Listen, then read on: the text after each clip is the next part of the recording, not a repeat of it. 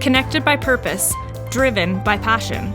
This is Children's Healthcare Canada's Spark Live webinar series. Children's Healthcare Canada would like to thank the following Keystone funding partners for their ongoing contributions that support all of our programs and activities.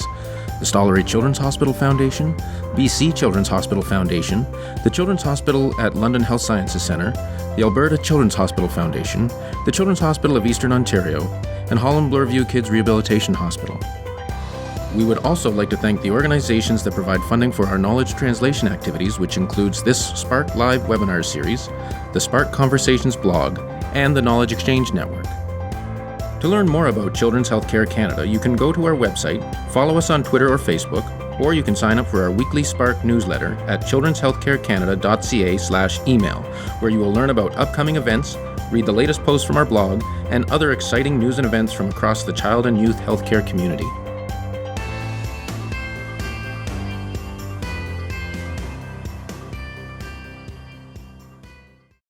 Hello everyone, and welcome to this special edition of Children's Healthcare Canada's Spark Live webinar series. I'm Paula Robeson, your host for the next hour. Spark Live is where we gather each week to curate, convene, and showcase excellence and innovation from across the child and youth healthcare community, and our goal is to spark conversation, ideas, and action. Since we are live, I want to remind everyone that while we don't take questions over the line, you have the opportunity to type your questions into the question box at any time. We'll check for the questions throughout the session and direct them at the very end. Please do go ahead and put your questions in as you think of them. We're delighted to be joined today by colleagues from the Canadian Institute of Health Research, Institute for Human Development, Child and Youth Health from that community, for conducting health research during COVID, challenges and solutions for leadership and productivity. For those of you on Twitter, please tag us at ChildHealthCan and at CIHR_IHDCYH to any webinar related tweet and share away. I'd like to welcome our moderator for today, Dr. Christine Chambers. Dr. Chambers is the Scientific Director of the Canadian Institutes of Health Research, Institute of Human Development, Child and Youth Health. She is a leader in child health research who is passionate about patient engagement and research impact. It's my pleasure today to pass the mic to Christine. Thanks so much, Paula, and thanks to all of you for joining us today. We're grateful to Children's Healthcare Canada for giving us an opportunity to host this important conversation. So today we're going to be talking about some of the challenges and solutions for leadership and productivity during this period. And we're really pleased to have an impressive panel of members of our Institute of Human Development, Child and Youth Health community participating today. So I'm going to give you an overview of who is going to be presenting. And we do encourage you to use the question box throughout. I'll be monitoring for questions, and we hope to have some time at the end to be able to engage in a conversation as well. So our first speakers today are going to be Dr. Peter Gill and Dr. Kristen Connor.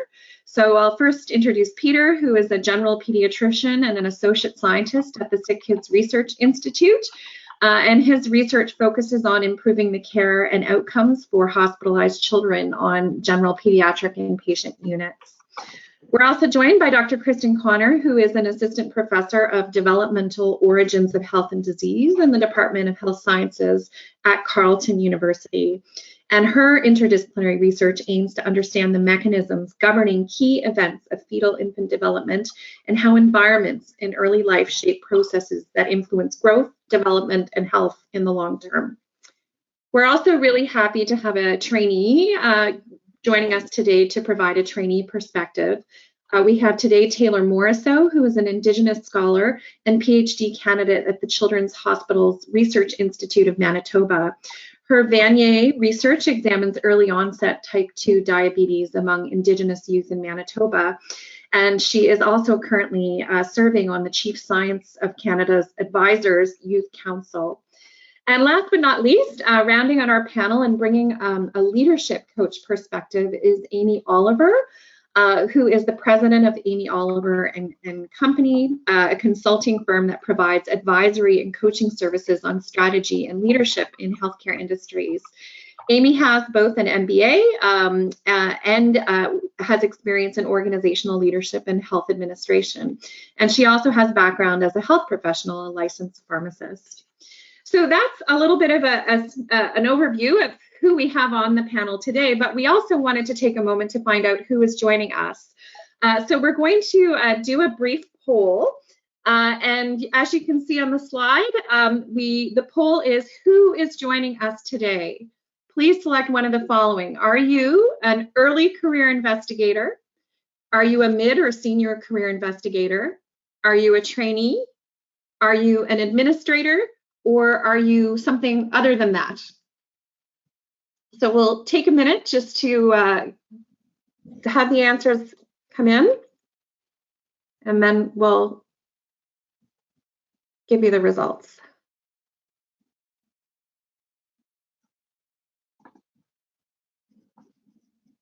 Okay, so who's joining us today? So 26% of the audience is an early career investigator, 14% mid or senior career, a big group of trainees. Welcome to you all, 26% trainees, 16% identifying as administrator, and then another, about a fifth of the audience is from a different stakeholder group. So thank you all for joining us. And without any further ado, I will turn it over to Peter and Kristen.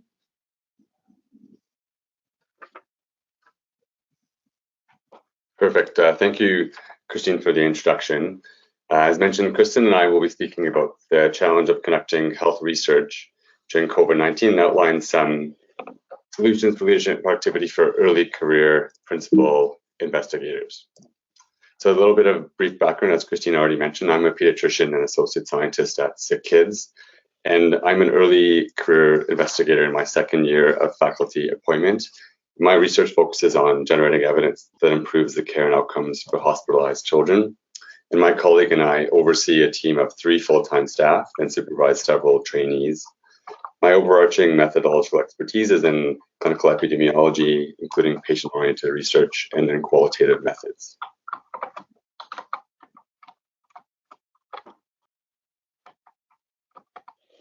Thanks, Peter. And as Christine mentioned, my research broadly is in the field of developmental origins of health and disease. I'm an assistant professor at Health Sciences, Carleton University, with a background in maternal fetal physiology, molecular biology and genetics, and nutritional sciences. And my lab takes a translational science approach to answer our research questions. So we have traditional wet lab facilities and experiments that we conduct, right through to handling large epidemiological and microbiome data sets. And we use animal studies and cohorts, as well as conducting clinical research. So today we wanted to acknowledge some of the challenges you might be facing, particularly speaking to the early career PIs, clinicians, and teachers and mentors in the audience, and hopefully suggest some ideas or a framework with which we can help you be a little bit productive and feel like an intellectual and a good leader to your team during this very challenging time. First, we want to acknowledge some of the challenges you're facing potentially as an academic scientist or principal investigator. And you've probably spent significantly more time in the last few months managing your teams and your projects, certainly shutting down your wet lab or your clinical, community, and field work projects. Possibly more time spent managing your team, initially to allow them to be situated and safe and healthy. And now, in helping to maintain that, also move the group towards perhaps being a little bit productive. And there's certainly a real increased emotional burden of having to support and be there for your team that perhaps wasn't as constant or intense as before we entered this pandemic situation and working from home. And you may also find that there are very little support structures in place for you at this time.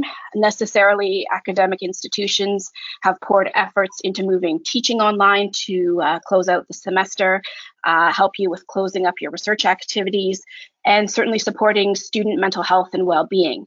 But often there are very few initiatives in place to support the health and well-being of faculty. And so you may feel you need a little bit of a life buoy as well. And lastly, you've probably spent more time on administrative tasks independent of your research project and team management. These may be related to program delivery, student supports, journal editorial work. All of these things seem to take a little bit longer now or have additional considerations, and maybe previous work has to be redone. Beyond managing your team and your projects, you're probably also facing challenges as a teacher for those of you who teach. And so whilst many universities had to transition very quickly to finish off the semester, there still remain a lot of unknowns heading into the fall. Although at least in Canada and Ontario this week, we've seen many institutions start to develop and put forward their recommendations for the fall, there's still a lot that's up in the air. But what is and what probably will be true for most of you who are teaching include an increased workload to offer your courses online or through a hybrid model into the fall semester. Certainly a significant emotional burden of being able to be available and accommodating to the students that we teach, recognizing that each student themselves will be under a very unique set of circumstances in the fall. And certainly there's a diminished connection that we'll probably be experiencing with students through our teaching because we'll be delivering our content asynchronously and through online methods. And as we all know, teaching is very much like performing, and we take cues from our audience. And this feedback is really important to help with our personal growth, but also improving our courses, their content and assessments. And there have also been several unique challenges for clinician scientists during this pandemic period. Much time has been spent adjusting to the constant influx of emails about new policies and procedures and the need to always remain updated. There's also been a major shift towards providing care virtually, which is challenging given the technical limitations, particularly when you have a toddler at home who's yelling in the background while you're trying to talk to patients over the phone. On a personal level, there's also been significant personal and family stress associated with working in the time of COVID. I had just returned from parental leave and there was much anxiety around my family. What happens if the hospital runs out of masks? Should I move and rent a separate apartment away from my family to keep them safe? Lastly, there's been a lot of extra time spent on additional precautions for an individual, both before, during, and after work. So this is a simple figure, some recommendations of things that one can do to remain safe. And on average, it adds about an extra hour to every day just to ensure that you remain vigilant. Next, we want to move on to discuss the new work environment that we are all living in. We have suddenly shifted from working in an office or lab to working from home.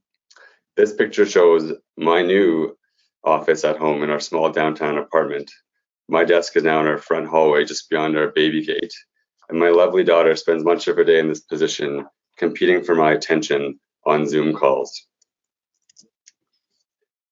This new virtual environment is challenging for early career investigators who are themselves transitioning to become managers of a team.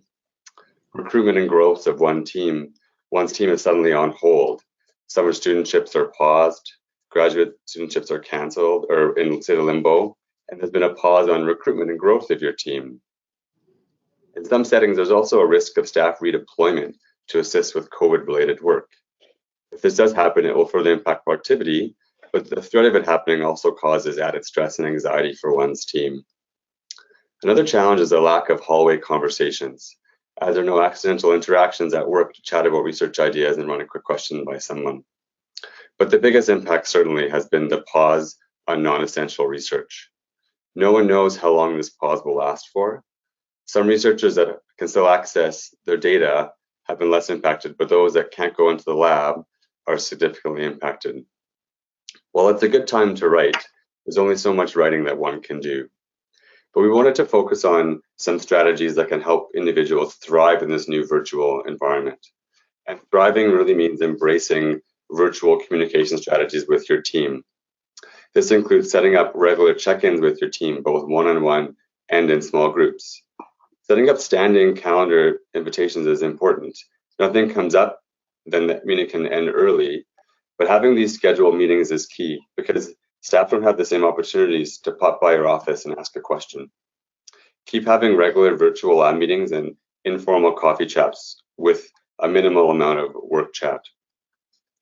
Now more than ever is the time to embrace task management tools.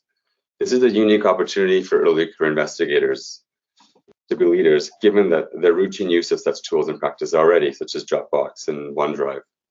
It's important just to be clear if there's any security restrictions at your institution that will limit which tools you can use. But most importantly, it's to ensure that you maintain open communication channels with your staff and trainees. Ensure that they have regular updates about COVID-related policies and procedures and when they may return to work. But also keep communicating with new team members who are planning on coming and with other collaborators, even if your projects are on pause. So having highlighted some of the challenges and initial transitions that you might have faced, what are some considerations and strategies that can help during this new normal? And I think Peter and I really first want to make sure that we point out to you that for most of you as PIs, you've already demonstrated that you can navigate uncertainty. You've already made it past day one of your first faculty or independent scientist appointment. You have already ideally had to plan out your first 1 to 3 years and consider your 5-year plan as you were applying for your job and setting up your research program or even writing your first grant. And you also probably have some philosophies for teaching and mentoring. And so this is an opportunity to reflect on these plans, ideas, and philosophies, and perhaps refocus them a bit. And really, it's about going back to basics and telling yourself that you have been here before, and you actually are much more knowledgeable now than you were on day one of your appointment. And so you can navigate through this successfully. So how can we feel like an intellectual and a productive scientist with all these additional challenges and pressures? Well, it certainly isn't easy, but Peter and I believe it comes down to creating time and space to think, reflect, and write. And we again acknowledge that this may be easier said than done, and some days may be better than others.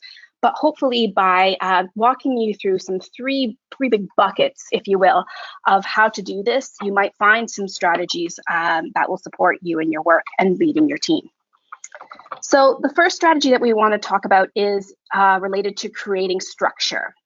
And the biggest advice we can give for creating structure is to actually make a plan.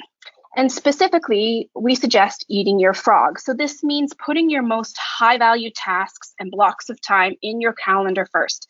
The tasks and the work that's going to get you to the goals that you set. And it doesn't necessarily mean that these will be the biggest in terms of hours of time spent, but you need to protect time for them first. And related to this plan, you also need to build in Slack. So keep a window open in your schedule always, whether this is a few minutes each day or perhaps a slightly larger block of time once a week, so that you have space if something suddenly comes up, or if nothing does, you have time to do something for you. And other considerations about creating structure to think, reflect, and write include defining both your physical space and your time. So this involves setting boundaries. What physical space is yours that you'll be able to set up, at least during the period that you can work? Even if it's the kitchen table, make that your space, know when the start and end of your day is, and make sure you build in breaks during your day. Minimizing distractions is obviously easier said than done, but it's important to communicate with the people in your house regularly when you might have important work or meetings for which ideally you can't be interrupted, or for which you all can work together and schedule calls around each other. Part of defining your physical space and time also, we believe, includes powering down at the end of each day. So sort of clearing to neutral. Clean up and close up your workspace so that you can separate that work from home life perhaps a little bit better. And check what's on the calendar for tomorrow in case there's something that you can do at the end of the day that will help you to be successful for tomorrow. And also it's important to keep in mind that shutting down can be effective because oftentimes what we're working on at the end of the day may not be what we need to be working on the first thing next day. Adjusting our schedule and setting boundaries requires us to be creative in this new environment as well. So we have to work with our coworkers that are at home, whether they're productive or not.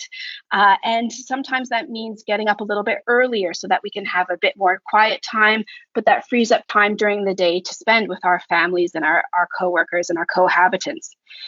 And we also believe creating time to focus involves bundling calls or meetings as much as possible and blocking time both for writing and thinking. The next part about creating structure is creating routine. And both Peter and I are believers in doing reflective practice routinely. Especially if you haven't done this yet, this might be a great time to try out this routine. So we know that it's exceptionally hard right now to plan weeks, let alone months in advance. But by creating a routine that involves some short-term reflective practice, especially daily, but perhaps weekly as well, that also includes practicing gratitude will really help because it allows you to help combat overwhelm if you keep what's in your control at the forefront, and also remind you of what you have to be thankful for, which is particularly important during times like the ones we're in now, where everything feels like it's chaotic or not going well. The next major bucket about creating time to reflect and think and write really is important because it's about managing productivity expectations. And you need to adapt the expectations you may have had previously about your work because we're in a different situation, but you can't do this if you don't know what your current situation really is like right now. And so this means, firstly, surveying your current state of affairs. Hopefully everyone has set some goals for the year. If not now, perhaps now is as good a time as any to do this. But look back on your 2020 goals and ask yourself, what did you accomplish between January and now that has helped to move you towards those goals? And you can also ask yourself, what is new, what has stayed the same, or what has changed? Probably a lot has changed with regards to your environment and activities working now during the pandemic versus previously. What sorts of things have you given up? And really critically reflect and ask yourself, how much time have you actually spent on productive work? For example, on average, the last 3 weeks. This is really important to situate yourself and understand what can be feasible moving forward. And as always, it's important to not just dwell on the negative, but think about what's going well, because these are routines or habits or strategies that you want to keep up.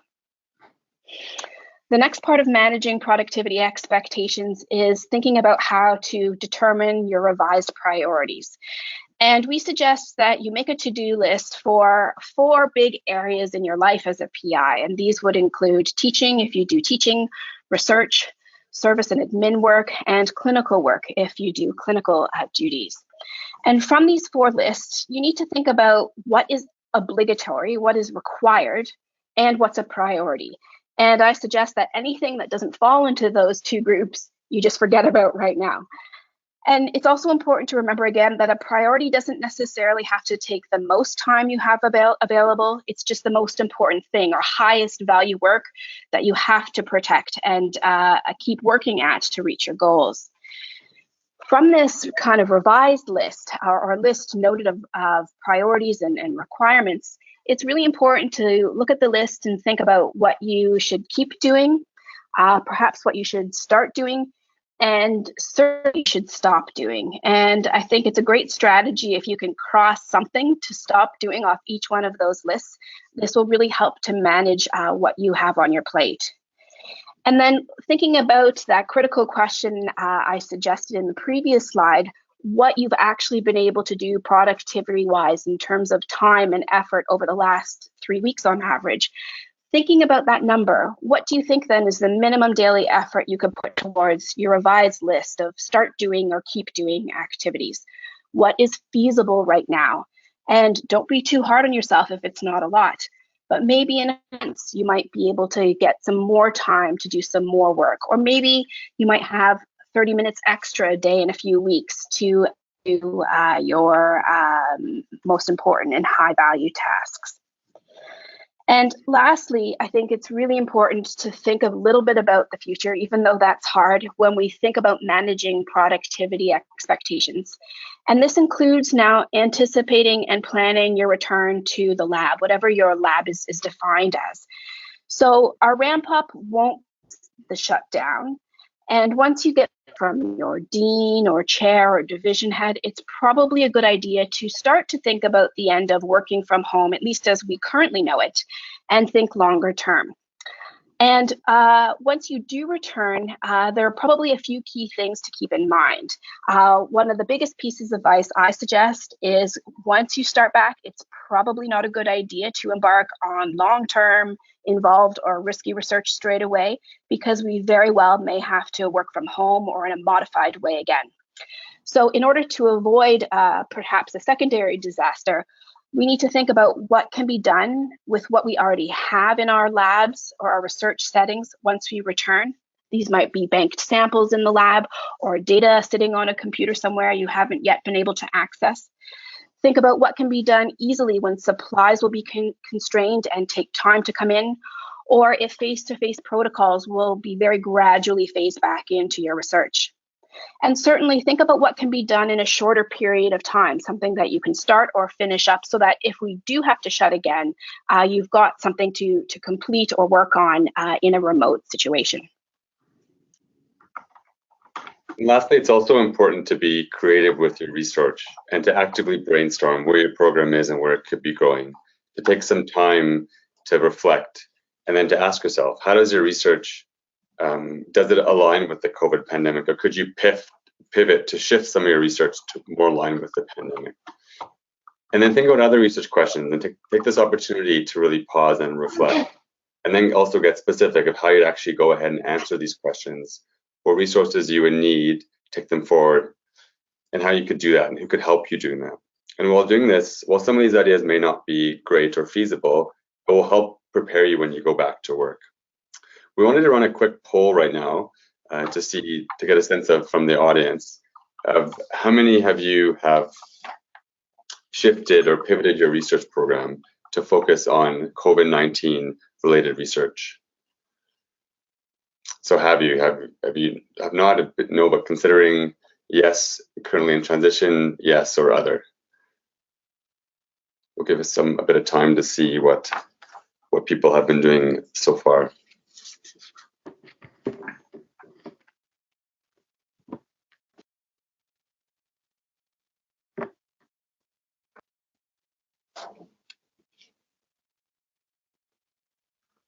Okay, so let's see what, so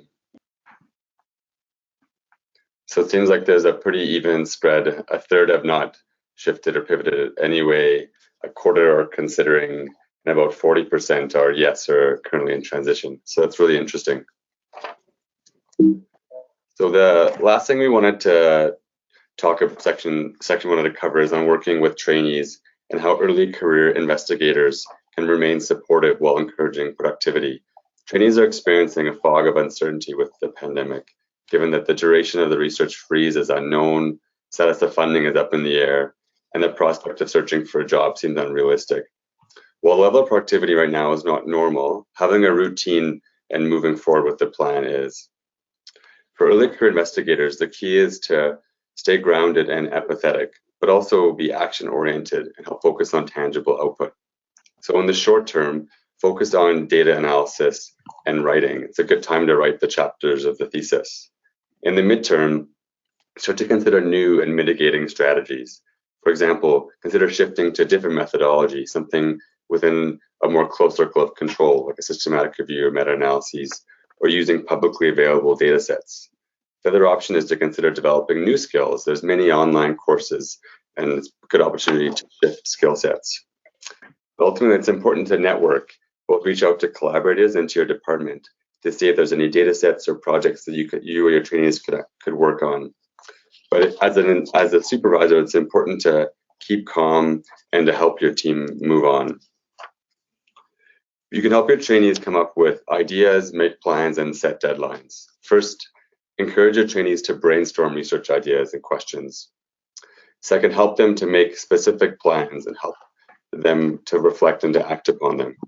It's hard to plan very far in advance, but focusing on weekly plans can be helpful, which you can review with your trainees. For example, discussing what accomplishments they've been in the past week, what's working, general progress towards an output, what are priorities for next week, what are challenges and roadblocks, and how to address these, and what are lessons learned from the past week and ways to improve.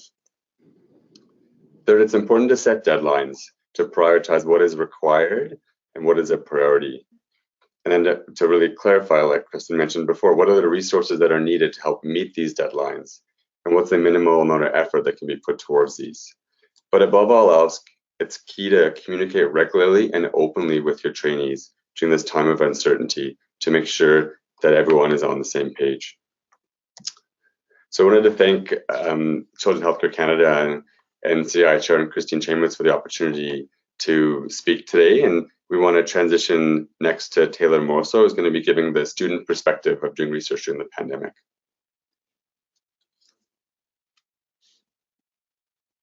Okay, thank you. Thank you, Dr. Chambers, and thank you, Kristen and Peter, for the excellent segue into my presentation, which will cover the graduate student perspective. And of course, thank you to ITSE and Children's Healthcare Canada for creating this online space that we can all come together. So my name is Taylor Morso, and I'm, of course, a third-year graduate student. I'm from Treaty 1 territory with roots in Peguis First Nation. And I think in this virtual environment, it's critical we continue to acknowledge those ties to the land. Now, to give you some insight into my perspective, I'm quite privileged to work in an open lab space with many other kind of highly motivated graduate students that lends itself to a very strong collaborative training environment. But like many of you, all of this came crashing down about 8 weeks ago, which is 56 days if you're counting, or 80,640 minutes. But I'm trying not to count. I'm not alone either. Kind of this rapid and sweeping shutdown with the overnight transition to online courses was rightfully and painfully priority number one. But for many graduate students, we feel like we've been waiting at the sidelines for about 80,000 minutes. Prior to COVID, our positions were largely independent. In fact, that's what you're training us to do in grad school. But I think given the situation that we're all in, we have to face this together. To sum up where we are as graduate students, I think most of us are working from home right now, although it's important to note that home can look a little bit different. Perhaps we're living in shared accommodations, a 350 square foot bachelor suite, or maybe living with relatives or parents for the first time in several years, with or without caregiving and homeschooling responsibilities. Despite these often kind of insecure living situations, trainees are tasked with reading and writing, analyzing pre-existing data, or tuning into online lectures or learning new skills. Now, we can all agree that networking is incredibly difficult to do in a one-bedroom apartment, and our dreams to present our hard-earned data over the last year are pretty much no longer possible. And this has serious implications for both our scientific and career advancement. And although we too will eventually regain access to lab space, field sites, libraries, and the like, the compounding delays that trainees face in reestablishing mouse colonies, for example, or having been forced to take a leave, have implications for both degree and graduation requirements. So despite these marginal extensions that have been given for time to degree, for most I think it's 4 months, these have not been met with parallel extensions to funding, and this leaves graduate students in greater financial insecurity than ever before. And all of this can weigh really heavily on our mental, physical, and emotional health. So on top of the mental health crisis that preceded COVID in higher education, this pandemic has really intensified the pressure to graduate within a certain time frame or before personal or lab funding runs out. So what does this all mean for the future of graduate studies? Many students will need to reassess whether they can even return due to the reasons that I just mentioned. And for those who can weather this kind of immediate storm, the long-term outlook can be equally as worrisome. Postdoc visits have been put on hold and job searches have been frozen. So I think as ECIs in the audience, it's time to help your trainees recognize the transferable skills that they do possess: communication, project management, critical thinking, etc. So, as Marinelle Wood of Beyond the Professoriate writes, you can also prepare for a plan B and still apply for academic jobs. This is about minimizing your losses while maximizing your opportunities. But given this long list of uncertainties, how do you as a PI even give advice when the situation changes minute to minute? I think the first step is to open the lines of communication, understand everyone's current situations. Do they have reliable internet connection, caregiving responsibilities, immediate financial concerns, and how is that going to change in the future months? Secondly, provide clarity around expectations. What level of productivity is acceptable? And a hint, you should probably be okay if that level is 0. Third, formulate a weekly or monthly schedule that has reasonable timelines and can be done at no extra cost to the trainee. And lastly, lend your voice to the calls to action that many graduate student unions are advocating for, And this includes protective measures for like tuition, health insurance, and stipends. And finally, repeat as often as the situation evolves. Now, implementing structure can seem kind of unusual, provided that PhDs are usually self-motivated and we're pretty independent in planning our own experiments and daily schedules. But right now, it's really not a lack of motivation that's stalling our productivity. And as Kristen and Peter mentioned, this is probably the time to start shifting your methodologies and adapting a project that would otherwise be at the bench. Secondly, it's very important to set deadlines for everything, and this actually includes things like emails. If you're a PI that emails your trainees at 9 p.m. to align with your child's bedtime, that is absolutely perfectly fine. But your trainee may very likely stay up all night because we're missing kind of those facial cues and body language to understand how urgent that request is. So if you ask your trainees to, for example, reply at 2 p.m. on a Friday, you're actually kind of relieving that added stress and anxiety that accompanies this kind of unfamiliar virtual environment. Now, it's also important to implement structure within your team schedule, and the following comes from an excellent startup company that runs entirely remotely.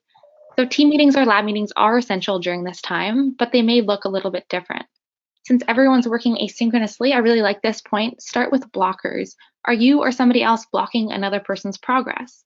As the PI, you may have an overwhelming workload and you haven't been able to look at your trainee's abstract this week.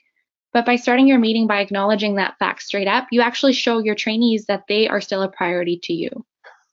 Secondly, to counteract this weak environment, celebrate even the smallest achievements in your team. In lieu of any experimental data coming in, how about encouraging your trainees to share one or more transferable skill that they've learned and could be applied to any academic or non-academic career? And lastly, revisit your timelines until the next meeting. Secondly, one-on-one meetings are critical. They don't have to be long, but you do need to provide a private, safe space to bring up personal or professional challenges, and then to be receptive to the feedback that your trainees might have for you as the PI. And finally, a team will only work if you lead by example. So anything you want your trainees to do, you must also do, full stop. Of course, we're already hearing whispers about reopening in the near future, and although schedules will look a little bit different to maintain physical distancing, this is a great time to shift our collective mindset. Trainees will have to be more intentional when they go on site, and gone are the days of kind of arriving before the PI and leaving after him or her as a reflection of productivity. However, and especially for early career investigators, you have to trust your trainees and let go of any micromanaging tendencies. I know training somebody on a new technique is a completely different story, and it's going to require a lot of creativity on our end, but I'm sure we'll all come up with something in the future. Lastly, we all have to adjust to asynchronous communication, and this is because trainees can't simply walk into your office with that burning question anymore. This will again require trainees to refine the questions, and especially that we ask of each other, and ultimately this might lead to kind of better communication. But together, this also means that the lab culture is going to shift. So we have to be intentional about creating a safe and healthy working environment. And this means working with your trainees to create a lab vision and then using those goals to recalibrate in the future as necessary. Now, this is especially important as COVID has exposed the many frailties in our system that drive women, Indigenous, and racialized students out of the academy. With COVID layered onto this quite dismal list, we need to think seriously about how our actions now can reduce these disparities among academic and non-academic jobs in the long term. So to borrow this turn of phrase from my disaster management colleague, how do we build back better after something that has really changed the system as we knew it? My hope is that we can implement an equity and gender-based lens and ultimately improve graduate training as a whole. More acceptance for working from home, for example, provided that your trainees have access to the necessary resources and training, can reduce barriers and facilitate more diverse teams. The shift to online learning has showed us that we can all be more accessible, and this shouldn't stop even when COVID does. At my institute, we integrated anti-racism training into our labs, and this includes even in the basic sciences, and we did this several months ago, but I think as COVID has fueled things like xenophobia, this is a time to double down on our efforts to counteract racism, which is prevalent in higher education, as we know. There are many really available resources, and I think we all need to do a little bit more homework here. Lastly, for low-income graduate students that have been forced to find non-academic employment to survive, but ultimately want to return to academia, as those future PIs on those future hiring committees, it's vital that we respect non-traditional career paths. I think we all have a really important role to play in shaping this historic moment. And to end, I just want to remind us all that labs are a second family for so many trainees. As a PI, if you have a premium Zoom account, for example, consider giving your trainees access to schedule virtual happy hours, or take the lead by starting a channel on your lab Slack account by posting photos or moments that can kind of digitize the coffee break. And finally, if you are, and I think 1/4 of you are, graduate students watching this webinar, please consider completing this survey out of the Toronto Science Policy Network on how COVID has impacted your life. The results will have a real impact on how we together build back better. So now I look forward to turning things over to Amy, and thanks for listening.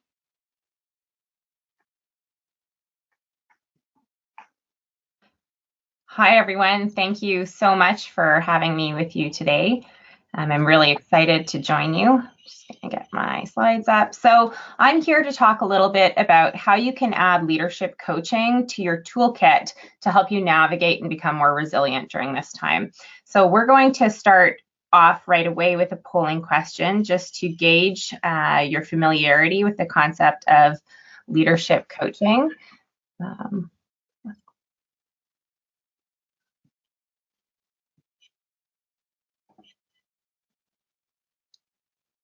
Okay, can you see the poll? Yep. Okay, perfect.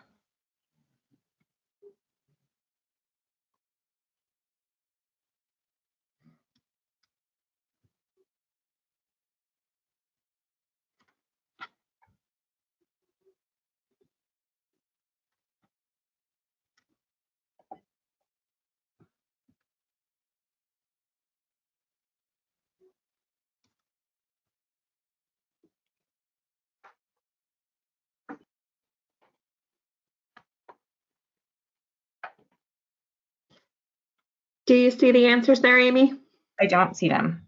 Okay, here, I'll share them for you. So you've got 27% saying they have not heard of coaching before, 61% saying they are somewhat familiar, only 6% saying they're very familiar with the concept, and maybe that's the next 6% too that say they have worked directly with a leadership coach or executive coach.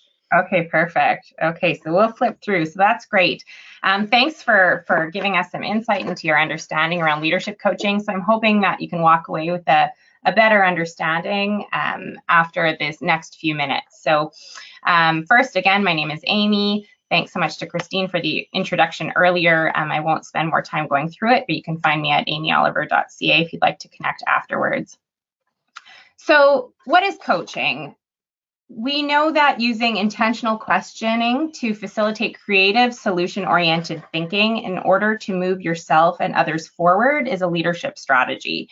By exploring possibilities and challenging assumptions, you're able to design custom plans to meet your needs and the needs of your team. So why should you think about using a coaching approach during this time of change? So coaches really use what and how questions as an emotional intelligence strategy to increase areas like empathy, interpersonal relationships, and problem solving, particularly when emotions may be running high. It helps us guide through uncertainty. And it's really important to remember that we can all do leadership, whether we are or are not in formal leadership positions. I know not everyone has had the chance to work directly with a coach, so I'm going to share just a brief overview of coaching with you to add to your toolkit as you navigate COVID. So you can use coaching strategies to lead yourself. We know that it's hard to take care of other people and lead others if we aren't caring for ourselves first. So you can ask yourself some coaching questions and take a few minutes, after the presentation to put your answers down on paper with a pen. By writing them down, it really helps you clarify your thoughts. I won't read them all out in the interest of time, but these slides will be available to you later, so you can go through that exercise. After you have, worked on leading yourself through this, then we all know there's some responsibility in leading others as well. So you can adopt a coach approach in the conversations you have in one-on-one meetings with teammates, students, or peers, because we see the world from where we stand. So it's important to take time to understand other people's perspective. People are all experiencing the situation differently, and they may not be experiencing it the way that you would expect. So consider sometimes limiting the amount of advice or suggestions that you give, and rather use a coach approach to guide them to a solution through the use of what and how questions, so they can find strategies that would be a good fit for them. And then, of course, in this environment we operate as teams. In research and clinical practice, we operate often as teams. So using team coaching strategies will really draw on the concepts of collaborative leadership and goal-setting theory, meaning that when people are included in designing the plans and goals, they're more likely to stay engaged and achieve them. So in this context, it may mean asking a team to agree on ground rules and navigation plans together, rather than making any assumptions on what might be right for your team. So, for example, one question might be, how will we gauge and manage the stress on our team together? That can be a group responsibility. Again, watching for some of those cues is more difficult when you're not in an in-person environment. So coming up with other ways that together you can gauge, how everyone is doing and support trust and engagement on your team. So kind of wrap it all up into some key points. Leadership coaching is really about being curious and kind and creating a psychologically safe environment, using intentional questioning so that people can move towards optimism and possibility. I'm sure all of you are experiencing the same things as the rest of us, where many conversations that we're having with peers and people around us right now are around the difficulties we're experiencing and the challenges. So really making a purposeful, intentional effort to ask questions that move towards optimism and possibility is important. And in doing so, we also need to distinguish facts from assumptions in order to embrace flexibility. And lastly, practicing collaborative leadership. So touching on, what Taylor said as well, it's really important to use supportive and inclusive methods so that we can work towards a common purpose. So with that, I'm going to thank you for the opportunity to join you today. And I encourage you all to think about adopting coaching strategies into the work that you're doing with your teams right now. And I'll transition back to Christine to wrap us up. Great, thanks, Amy, and thank you, Peter and Kristen and Taylor, for your great content and great presentations. So there have been all kinds of questions rolling in throughout the presentations, and I've been doing my best to jump in and answer them as I go. And I thought I would flip some of these to the panel. So I think the first question that would be good for perhaps Peter and Kristen is, Nicole asked, what should you take into account? What factors should you take into account in trying to make the decision as to whether you should pivot your research program to include a COVID focus or not? So I'll open that up to either of you to jump in with.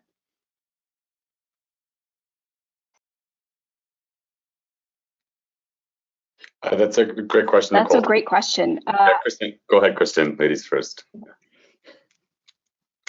Oh, thanks. I think, first of all, it's the kind of the practicality part of it. How easy would it be for you to do this? Do you have the collaborators or resources in place? Maybe you need to access data or samples, or is there a simple, feasible way for you to get these resources to help you pivot your research? And also, how far off track might it take you from the work that you're currently doing or the research program that you are building? If you're going to divert all of your energy to something that's completely new or quite disparate from your current plan, it might not be the most effective use of your time. Peter, I don't know if you want to chime in with anything else. Yeah, I'd agree with that. I think focusing it from the lens of methods, and is there potentially some expertise that you could shift to apply the methods to a different topic area, or if there was one of the general goals and objectives that you had in thinking of your early career research program that you can move forward. So, for example, I've had an interest in wanting to learn how to be involved in randomized controlled trials. There was an opportunity to be a site investigator, one related to COVID, which is not necessarily related to it, but the methods are really relevant for me. So thinking of the broader themes around, what are your goals and objectives and methods, and could you either, pivot to get some expertise or offer something, or whether it's potentially an opportunity to refocus your direction. Great, thank you.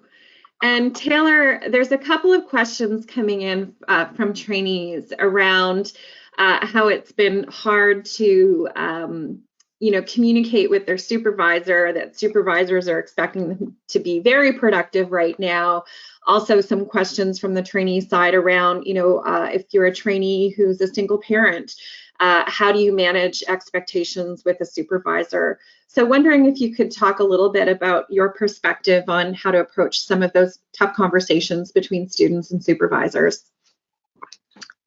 Definitely, those are some of the hardest challenges I think we've all been navigating right now. Is this, either it's coming from outside, it's coming from your supervisor, or it's coming from internal. And I think some of us are also experiencing guilt for not being productive during this time. And I think it's really important to remember that writing retreat, now, if you're not productive, that's okay. And just having that kind of build in yourself first in order to have those really tough conversations with your PI, or managing expectations with whoever is kind of controlling your schedules. And that, for me, I think that comes down to co-creating those goals and co-creating those schedules and having weekly or bi-weekly check-ins with your PI. It really needs to have that open conversation, and you need to be able to express, as long as it's safe to do so, your current living situation. I think PIs have a really intimate role in having control over your finances, for example.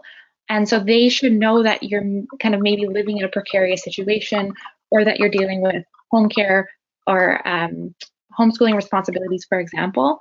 So it comes down to everyone's unique situation, but having that ability to have an open, honest conversation.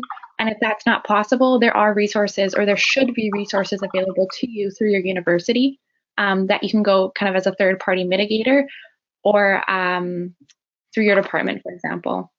So I think it's about using all of the resources that are available. I know there's not very many, but going to your university or having those open conversations with your PI, or even with yourself, because I know that for me, it's been getting over that feeling of guilt, but realizing that I didn't put myself in the situation, so I don't have to feel guilty if I don't get that thesis chapter written today. Perfect, thanks, Taylor. And if I can just chime in for a second. Absolutely. From the PI perspective, yeah, it's sometimes hard for trainees to initiate these conversations with us. So from the PI perspective, or the team leader perspective, it might be a good idea to ask frequently questions like, what does support from me look like? So you're coming to them and saying, let me know what you need. What does that look like? And what questions do you have that I can try to answer? And even if you don't have all the answers to them, you may be helped to find resources, as Taylor just mentioned, to direct them to the right. Great. Thanks, Kristen. Anyone else want to add to those trainee supervisor issues? No, I mean, they're hard conversations to have, but really some good tips there on how to initiate those. I'll say that there's a number of comments and questions about whether the presentation will be available for sharing, and yes, Children's Healthcare Canada does archive their presentations, and so it will be available. We'll circulate the link and promote it as well. I also wanted to acknowledge that there are some questions coming in very specifically around sort of, I have a CIHR grant, and I'm going to have to make decisions around how to support my staff and when to restart my program. Other questions around, I'd submitted a grant to the spring competition, which was postponed, and it won't be reviewed to the fall. Should I withdraw and update my grant? These are all really, really tricky situations to manage. And my best advice would be to really consult with your mentors. You know, as early career faculty, even mid-career faculty, I still have, you know, mentors that I reach out to really talk these situations through, the pros and cons of each of the possible scenarios. This really is an unprecedented situation, and so it's worth, you know, thinking about your own budget, your own reality, the kind of research that you do, and what the best approach to manage it is in your case, because what might be best for you and your lab might not be what's best for someone else. So it's really hard to give kind of blanket suggestions on some of these things. There was a question by Joyce, and maybe I'll flip this first to Peter and then to Kristen, around should you, if you're working on grants right now that are not about COVID, they're, you know, your research program, should you be working in COVID into the limitations section or acknowledging it? Curious, Peter, what your thoughts on that would be. That's a great question. I mean, I think it's the interest of being transparent and clear and direct around mitigation strategies is important. I mean, I think the landscape of future research, particularly prospective studies, you know, recruitment, is going to be very different now in the time of it. So I think it would be important to factor that in explicitly. I would think it would be particularly odd if it's not there when reviewing a grant. It sort of would be a grant written in a vacuum. So I think it's would be key to include that. How much you include that or not, but I think it would really depend on the specifics around it. But I do think it would be helpful to include that as a limitation and potentially, you know, as part of your mitigation strategies, ways that you could be creative to address that in your research area, whether that's clinical or lab-based. Great, thanks, Peter. Kristen, your thoughts? I guess yeah, so maybe to play a bit of devil's advocate, and this is where the funding agencies can be quite clear in their instructions to peer reviewers.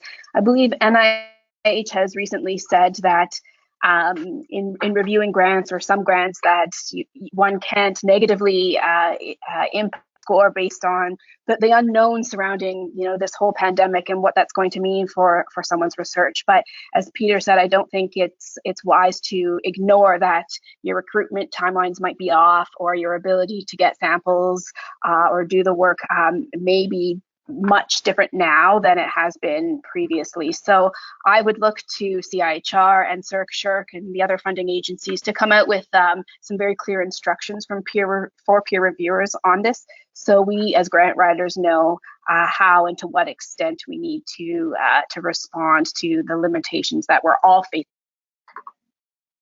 Great, thanks, Kristen. A couple of questions or comments about how to find out about COVID-related projects that are going on right now. I'll mention there is a Slack channel called Can COVID, and there are hundreds of Canadian researchers participating in different discussion threads in different topic areas. So if you're looking to connect with other people on COVID-related projects, that's certainly a place to look. You can also look up the funded grants that have been funded through CIHR, for example, in its last COVID call from February, to find out if there are people who are doing work that you might want to connect with. So we are into the last, I guess, minute or so of the webinar. So I just want to quickly throw up one last poll question to get your input to help us, because this is just really the start of a very important conversation around recovery and how we at the CIHR Institute of Human Development, Child and Youth Health can continue to support ECIs. So you can please select all that apply from the following: connections with mentors, access to cohorts, data for secondary analysis, leadership training, mock peer review, training as a peer reviewer. Or if there are other things that you feel would be very helpful, please share those, as a question or in the chat, and we'll be monitoring and looking at ways that our institute and can support our community as we move through COVID and beyond it to make sure that human development, child and youth health research continues to thrive. So again, thank you all. Thank you to our panelists and to Children's Healthcare Canada, and have a good day.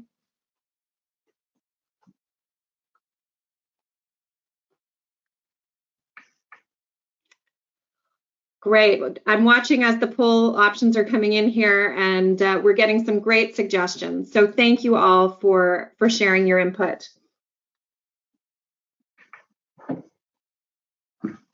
And thank you, Christine, Peter, Kristen, Taylor, and Amy.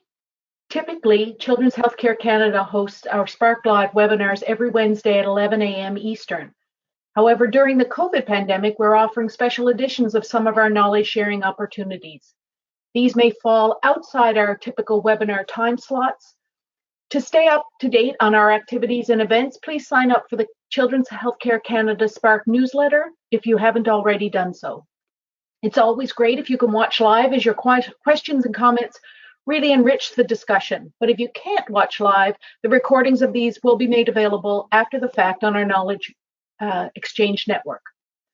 We're excited to bring you another COVID-related webinar tomorrow, May 14th at 1 o'clock Eastern, supporting families of children with medical complexity during COVID-19. And next week, we're pleased to bring you 2 COVID-related webinars. On Wednesday, May 20th at 11 a.m. Eastern, we have COVID-19 PPE and safety, evidence, decision-making, and action. And on Thursday, May 21st at 12 Eastern, we have COVID-19 and kids, what we know and what we don't know. So thanks again for joining us today. Thanks to Children's Healthcare Canada partners in the Canadian Institutes of Health Research, Institute of Human Development, Child and Youth Health community for supporting our webinar program, and hopefully we'll see many of you back here tomorrow. Bye-bye for now.